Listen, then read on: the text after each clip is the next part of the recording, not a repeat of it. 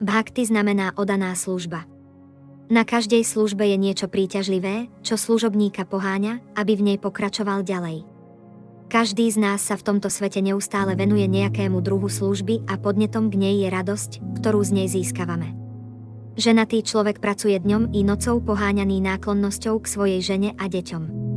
Ľudomil pracuje rovnakým spôsobom z lásky k väčšej rodine a nacionalista v záujme svojej vlasti a krajanov.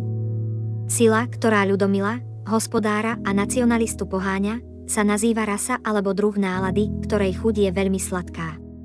Bhakti rasa je nálada odlišná od obyčajnej rasy, ktorú používajú svetskí pracovníci. Svetskí ľudia pracujú veľmi tvrdo dňom i nocou, aby ochutnali určitý druh rasy, ktorej hovoríme zmyslový pôžitok. Vychutnávanie svetskej rasy nemá dlhé trvanie a materialisti majú sklon neustále meniť svoje pôsobisko. Obchodníka neuspokojí celotýždenná práca a preto chce cez víkend zmenu a odíde niekam, kde sa snaží na svoje obchody zabudnúť. Keď strávil víkend v zabudnutí, príde späť a znova začne so svojím obchodovaním. Hmotné zamestnanie znamená prijať na nejakú dobu určité postavenie a potom ho zmeniť. Neustálym zmenám a návratom sa odborne hovorí bhogatyaga, čo znamená striedavý zmyslový pôžitok a odriekanie. Živá bytosť nemôže zostať nastálo ani pri zmyslovom pôžitku, ani pri odriekaní. K zmenám dochádza neustále a keďže to nie je naše večné prirodzené postavenie, nemôžeme byť v žiadnom z týchto stavov šťastní. Zmyslový pôžitok netrvá dlho a preto sa nazýva čapala sukha alebo pominuteľné šťastie. Obyčajný človek napríklad cez deň v noci veľmi tvrdo pracuje, úspešne poskytuje pohodlie členom svojej rodiny a tým vychutnáva určitý druh nálady, ale celé jeho hmotné šťastie okamžite končí spolu s jeho telom, ako náhle sa jeho život naplní. Smrť je teda predstaviteľom Boha pre ateistickú triedu ľudí. Oddaný spozná prítomnosť Boha oddanou službou, zatiaľ čo ateista prítomnosť Boha pozná v podobe smrti. Smrť všetko ukončí a človek musí začať novú životnú kapitolu v novej situácii, možno vyššiu, alebo možno nižšiu ako bola tá predchádzajúca.